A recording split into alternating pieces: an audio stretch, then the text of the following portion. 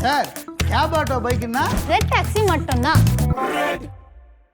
Ashwin sweets and snacks ப்ராடக்ட்ஸை நீங்களும் உங்க ஏரியாவில் உள்ள சூப்பர் மார்க்கெட்டுக்கு டிஸ்ட்ரிபியூட் செய்ய கால் பண்ணுங்க 9443966765. ஐபிசி தமிழ் நேயர்களுக்கு வணக்கம். இன்றைய சிறப்பு நேர்காணலில் நம்மோடு இணைந்திருக்கிறார் ஆனந்த் சீனிவாசன் அவர்கள். வணக்கம். வணக்கம் சார். டாடா குழுமத்தினுடைய தலைவர் சந்திரசேகரன் விலகல் கடிதத்தை கொடுத்துருக்காரு. அந்த விலகல் கடிதத்தை நீங்களும் பார்த்துருப்பீங்க. ஒரு கிரிட்டிக்கலான சுச்சுவேஷனில் இருந்துட்டு இருக்கு. இந்த மாதிரி தருணத்தில் நான் என்னுடைய ரெசிக்னேஷன் லெட்டர் கொடுத்துருக்கேன் அப்படின்னு அவர் சொல்லியிருக்காரு. எப்படி பார்க்குறீங்க? First of all our Tata குடும்ப தலைவர் இல்லை, ரைட்டா? டாடா குடும்பம் வேறு, டாடா ட்ரஸ்ட் வேறு, டாடா அண்ட் சன்ஸ் வேறு. டாடா அண்ட் சன்ஸுங்கிற கம்பெனிக்கு அவர் ஒரு ப்ரொஃபஷ்னல் மேனேஜிங் டைரக்டர், சம்பளத்துக்கு வேலை செய்கிறவர். ஒரு கம்பெனியில் சம்பளத்துக்கு வேலை செய்கிறவர் கம்பெனியை வேலையை விட்டு போயிட்டார். ஆனால் அது ஏன் இவ்வளோ பெரிய நியூஸ் ஆகிடுச்சுன்னா, அது 158 வருஷம் ஓல்டு கம்பெனி. ஒரு இந்தியனும் கார்த்தாலேன்னு சாயங்காலத்துக்குள்ளே ஏதாவது ஒரு டாட்டா ப்ராடக்ட் யூஸ் பண்ணாமல் இருக்க மாட்டான்.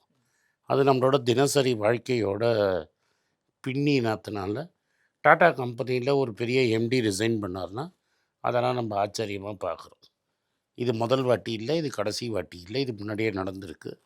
டாட்டா சன்ஸில் அந்த கம்பெனியில் இருக்கிற ஒரு எம்டி ரிசைன் பண்ணிட்டார்.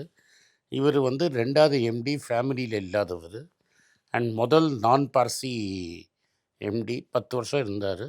இப்போ ரிசைன் பண்ணியிருக்காரு. டாடா ட்ரஸ்ட்டுக்கும் டாடா சன்னுக்கும் என்ன வித்தியாசம்? இப்போ இவர் ஒரு எம்ப்ளாயின்னு சொல்லிட்டீங்க, ஆனால் தொடர்ந்து அவரோட ட்ராக் ரெக்கார்டை பார்க்கும்போது ரொம்ப ரத்தன் டாட்டாவுக்கு ரொம்ப க்ளோஸாக இருக்காரு அப்படின்லாம் சொல்லப்படுது. நான் ஃபஸ்ட்டு டாட்டா சன்ஸுங்கிறது கம்பெனி. அந்த கம்பெனியோட ஓனர் டாட்டா ட்ரஸ்ட். இந்த கம்பெனியை 2 பேர் ஓன் பண்ணிகிட்டு இருந்தாங்க. ஜம்ஷெட்ஜி டாட்டான்னு ஒருத்தர் இருந்தார், அவரோட கசின் ஜஹாங்கீர் டாட்டான்னு ஒருத்தர் இருந்தார், அவர் கசின். அவங்க 2 பேர் தான் ஹோல்டு பண்ணிட்டு இருந்தாங்க. ஒரிஜினல் ரத்தன் டாட்டா, இந்த ஜம்ஷெட்ஜி டாட்டாவோட பையன் ரத்தன் டாட்டாவும் அவங்களோட நாவ்ஜி டாட்டான்னு அவங்க ஒய்ஃபும் ஒரு டாட்டா குடும்பத்துலேருந்தே ஒருத்தரை தத்து எடுத்துக்கிட்டாங்க. அந்த தத்து எடுத்தவரோட பையன்தான் இப்போ நம்ம இறந்து போன ரத்தன் டாட்டா. அதே மாதிரி அவரோட தத்து எடுத்தவரோட 2வது ஒய்ஃப் பையன்தான் நியோல் டாட்டா. இவங்க 2 பேர் தான் டாட்டா குடும்பம் வாரிசு. இன்னொருத்தர் இருக்கார் 3வது ஜிம்மி டாட்டான்னு, ரத்தன் டாட்டாவோட சொந்த தம்பி. இந்த 3 பேர் தான் ஒரிஜினல் டாட்டா குடும்பத்தோட வாரிசு. இந்த ஜேடி டாட்டான்னு ஒருத்தர் இருந்தார்ல, அவருக்கு 2 பையன் 2 பொண்ணு.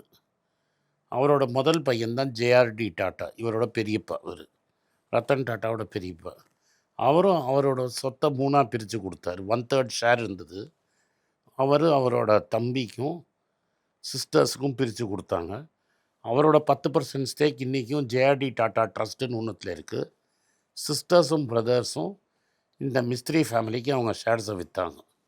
அதனால் அவங்கள்ட்ட 16% ஷேர் இருக்குது. மீதி இருக்கிற 66% ஷேர் ஒரு 7-8 ட்ரஸ்ட்டில், குடும்ப ட்ரஸ்ட்டில் இருக்குது. இது அந்த குடும்பத்தில் அவங்க ட்ரஸ்ட்டில் போட்டு வச்சுருக்காங்க. இந்த ட்ரஸ்ட்டுக்கு ட்ரஸ்டி எல்லாம் 4-5 பேர் இருந்தாலும் எல்லா ட்ரஸ்ட்லேயும் டாட்டா ஃபேமிலியிலேன்னு ஒருத்தர் இருப்பாங்க. இத்தனை நாள் ரத்தன் டாட்டா மட்டும் இருந்தார். ரத்தன் டாட்டா இறந்தப்புறம் நியோல் டாட்டாவுக்கு 2 பொண்ணு 1 பையன், அவங்க எல்லாமும் அந்த ட்ரஸ்ட்டில் வந்துட்டாங்க. ஸோ இது எப்படின்னா, ஒரு ராஜா இறந்துட்டார்னா ராஜாவோட பையனோ தம்பியோ அடுத்த ராஜா ஆவார். ராஜாவுக்கு மந்திரியாக இருந்தவர் தம்பிக்கோ பையனுக்கோ பிடிக்கணும்னு அவசியம் கிடையாது. ஒரு புது மந்திரி போடுவார். ரத்தன் டாட்டா, நீங்கள் சொன்னது கரெக்டு. ரத்தன் டாட்டாவுக்கு ரொம்ப நம்பிக்கையாக இருந்தவர் சந்திரசேகர். 10 வருஷமாக இருந்தார். அதுக்கு முன்னாடி சைரஸ் மிஸ்திரி அப்படின்னு ஒரு மேனேஜரை போட்டிருந்தார். அவரை வேலையை விட்டு தூக்கிட்டார். அவருக்கு பதிலாக வந்தவர் தான் சந்திரசேகர். 10 வருஷம் இருந்தார்.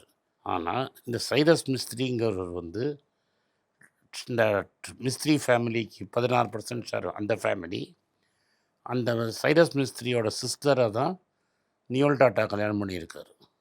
ஸோ இவங்க 2 பேரும் மாமா மச்சாங்க, ரைட்டா? அவங்களுக்குள்ள ஆனால் ஒத்து போகல இன்னும். இவரும் விற்கக்கூடாது, அந்த 16% வாங்க மாட்டேன்னு தான் சொல்கிறாரு.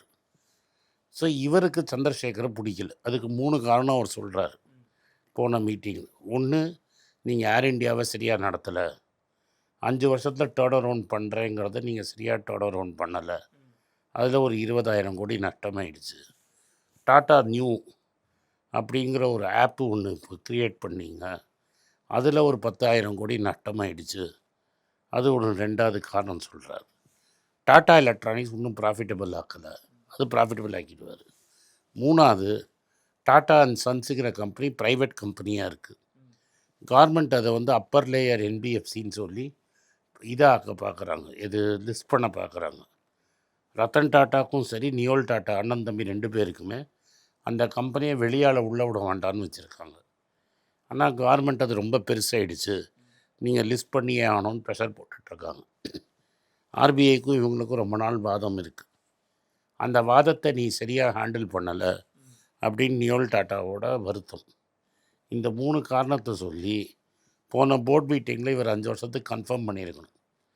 27 32 வரைக்கும் இவருக்கு டேர்ம் கொடுத்துருக்கணும். அதை கொடுக்காம வெயிட் பண்ணுங்கன்னு சொல்லிட்டார். அது கூட இன்றைக்கி கடிதத்தில் அவர் சொல்லியிருக்காரு. ஆல்ரெடி வந்து நடந்து முடிஞ்ச அந்த மீட்டிங்கில் வந்து ரெக்கமெண்ட் பண்ணப்பட்டிருக்கு ஒரு கமிட்டினால். அந்த கமிட்டியில் ரெக்கமெண்ட் பண்ணதை இது வரைக்கும் வந்து அப்படியே ஹோல்டு பண்ணி அந்த ஹோல்டு பண்ணவர் நியோல் டாட்டா, ரைட்டா? அவர் பல ஃபார்முலா சொன்னார். இவருக்கு அடியில் ஒரு டெப்டி எம்டி போடுங்க, இவருக்கு 3 வருஷம் டேர்ம் கொடுங்கன்னு. அதெல்லாம் அவர் ஒத்துக்கலை. இப்போ இவருக்கு அடியில் நம்பர் 2 யாருமே கிடையாது, இவர் நம்பர் 2 போடுங்கன்னு சொன்னார். பட் இது என்னை பொறுத்த வரைக்கும் இது வந்து ஒரு பெரிய விஷயம் கிடையாது. இது டாட்டா ஃபேமிலியில் முன்னாடியே நடந்திருக்கு. நான் பார்க்குற ஒரு 50 வருஷம் 45 வருஷத்துலேயே 2 வாட்டி நடந்திருக்கு. 1991 92 ஜேஆர்டி டாட்டாவுக்கு 80 வயசுக்கு மேலே ஆகிடுச்சு. 85 வயசுக்கு மேலே ஆனபோது அவர் ரிட்டையர் ஆகிட்டார். அவர் ரிட்டையர் ஆகி ரத்தன் டாட்டாவை சீஃபாக போடுறாரு. ஒரு கம்பெனிலையும் பெரிய முதலாளிகள் இருக்காங்க. டாட்டா அப்போ இருக்கிற பெரிய கம்பெனி டாட்டா ஸ்டீல், அதுக்கு வந்து ரூசி மோதின்னு ஒருத்தர் இருக்கிறார். அதே மாதிரி இந்தியன் ஹோட்டல் கம்பெனிக்கு அஜித் கேல்கர்னு ஒருத்தர் இருக்கார். டாட்டா கெமிக்கலுக்கு தர்பாரி சேட்னு ஒருத்தர் இருக்கார், ரைட்டுங்களா? அது மாதிரி ஏசிசியில் வந்து இவர் இருக்கிறார், நானி பால்கிவாலான்னு ஒருத்தர் இருக்கார். இவங்கெல்லாம் ரத்தன் டாட்டா குடைச்சல் கொடுக்கும்பொழுது மொத்தத்தையாக அவர் ரிசைன் பண்ண வச்சு, இது மாதிரி ஒரு ஆள் இல்லை 5 பேரை ரிசைன் பண்ண வச்சு கம்பெனியை அவர் கண்ட்ரோலில் கொண்டு வந்து கம்பெனியை சீர்திருத்தம் பண்ணி பெருசாக்குறார். இப்போ அதே மாதிரி அவர் தம்பி என்ன சொல்கிறாரு, அண்ணா ஆட்சி முடிஞ்சிருச்சு, நீங்கள் தனியாக போய்க்கிங்க, இது இனிமேல் எங்கள் ஆட்சி, என் ஆட்சியை நான் கண்ட்ரோல் பண்ணிக்கிறேங்கிறார். அவர் சொல்லியிருக்கக்கூடிய விஷயம் என்னென்னா, Tata son is a very largest institution. There are many strategy project that are under critical stage of execution. It is not only a necessary to have a leader in the place to lead the group began on February 2027, but also clarity leadership is important for employee, investor, partner and other stakeholders. அப்படின்னு சொல்லியிருக்காரு. கரெக்டாக தான் சொல்லியிருக்காரு.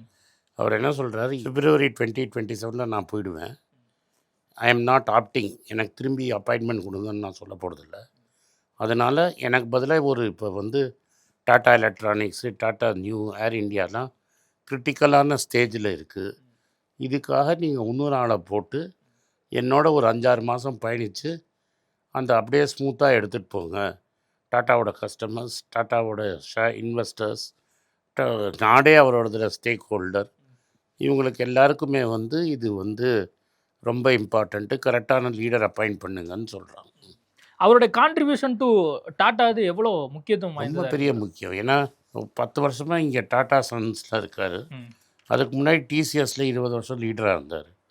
ரத்தன் டாட்டாவோட எல்லா சக்ஸஸுக்கு காரணமே டிசிஎஸ்லேருந்து வந்த பணம். டிசிஎஸ்ஸை நடத்தி அவ்வளோ பெரிய பணத்தை வந்து டாட்டா சன்ஸுக்கு டிவிடெண்டாக கொடுத்ததில் ஒரு 20 வருஷத்துக்கு இவரோட முக்கிய பங்கீடு இருக்குது. டிசிஎஸோட எம்டியாகவே 10 வருஷத்துக்கு மேலே இவர் ஒர்க் பண்ணியிருக்கிறாரு. இவர் சம்பாதிச்சு டிசிஎஸ்ஸை இவர் லீட் பண்ணி அது கொடுத்த டிவிடெண்ட் பணத்தில் தான் டாட்டா டேர்ன் ஓவர், டாட்டாவோட ஸ்டீலு பண்ண மிஸ்டேக்லேருந்து ரிக்கவர் ஆனது, டாட்டா மோட்டார்ஸ் ரிக்கவர் ஆனது, அதுக்கு எல்லாமே டிசிஎஸ்லேருந்து வந்த பணம், இவரோட மேனேஜ்மெண்ட்லேருந்து தான் வெளில வந்த பணம். வருமானம் அதிகமாக இருக்கும்போது இவரை வச்சுக்கிட்டாங்க. இப்போ வந்து லாஸ் மேக்கிங் கம்பெனி ஆகும் பொழுது இவரை துரத்தி விட்றாங்க அப்படிங்கிற ஒரு விஷயம். அதெல்லாம் தான் சொல்கிறேன். இப்போ என்னென்னு நடக்கிறதுனே தெரியாதவங்க பேசுகிறாங்க. டோட்டலாக அவங்கள்ட்ட 140 கம்பெனி இருக்குது, ரைட்டுங்களா? எல்லா டாட்டா ஸ்டீலு, டாட்டா மோட்டார்ஸு, இன்றைக்கி டாட்டா கமர்ஷியல் வெஹிக்கிளோட ரிசல்ட் வந்திருக்கு.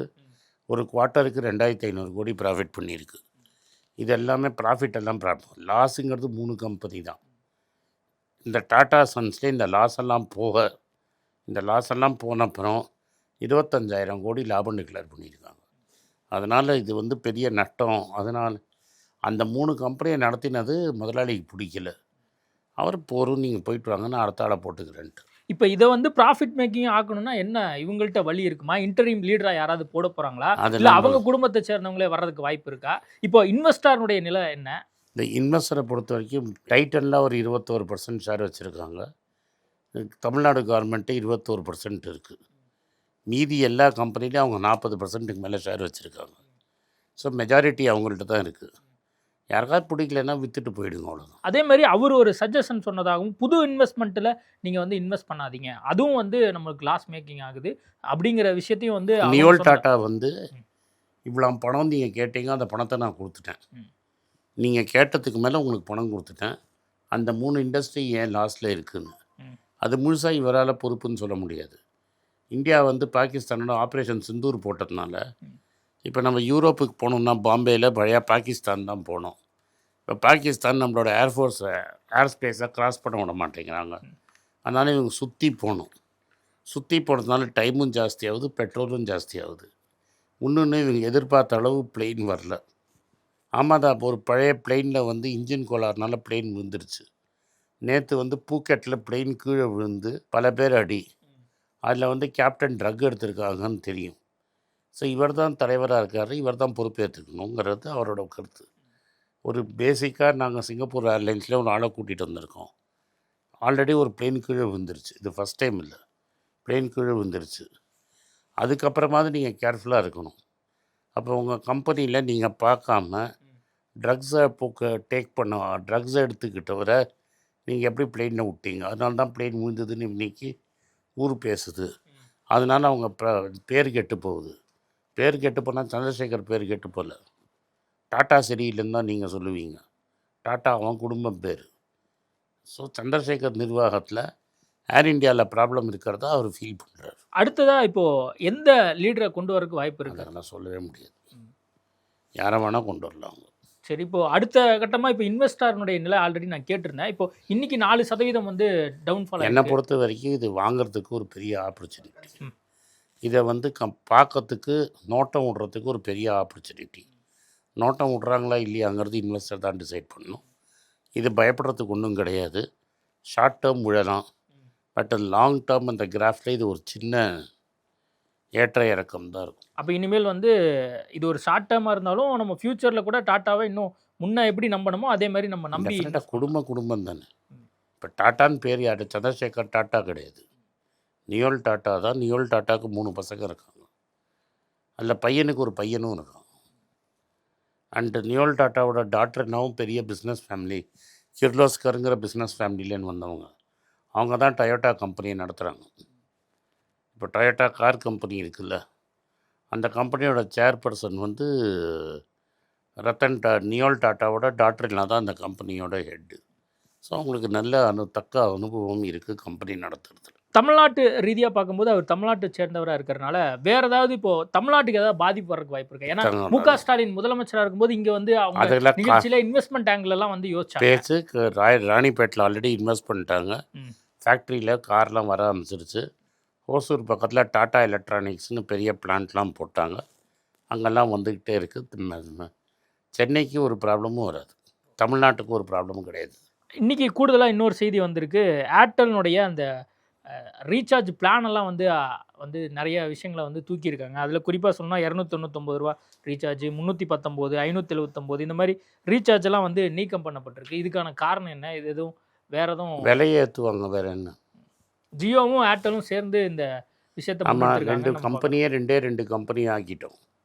மாண்புமிகு முன்னாள் பிரதமர் மன்மோகன் சிங் காலத்தில் ஒரு சர்க்கிள்லேயும் 4 பேர் இருந்தாங்க. இங்கே ஏர்செல்னு ஒரு கம்பெனி இருந்தது. ஒரு சர்க்கிள்லேயும் 4 பேர் இருந்தாங்க. ஸோ 4 பேர் போட்டி போட்டு எடுத்தாங்க. ஒருத்தர் ஏற்றினா இன்னொருத்தர் இறக்குவார். இப்போ இருக்கிறதே 2 கம்பெனி ஆக்கிட்டீங்க. பிஎஸ்என்எல்லில் தக்க பணத்தை போடலை.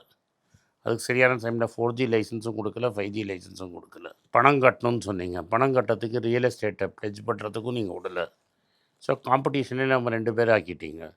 ஒருத்தருக்கு ஒருத்தர் முதல்ல ஃப்ரீன்னு சொல்லி இவங்கள ஜியோ பழக்கிட்டாங்க. இப்போ ஒருத்தருக்கு ஒருத்தர் 2 பேரும் சேர்ந்துக்கிட்டு விலையை ஏற்றுறாங்க. ஓகே சார், நிறைய விஷயங்கள் குறித்து பேசியிருக்கோம். நேர்காணல் கொடுத்ததுக்கு மிக்க நன்றி. நன்றி, வணக்கம். சார் கேப் ஆட்டோ பைக்குன்னா ரெட் டாக்ஸி மட்டும்தான். அஸ்வின் ஸ்வீட்ஸ் அண்ட் ஸ்நாக்ஸ் ப்ராடக்ட்ஸை நீங்களும் உங்க ஏரியாவில் உள்ள சூப்பர் மார்க்கெட்டுக்கு டிஸ்ட்ரிபியூட் செய்ய கால் பண்ணுங்க 9443966765.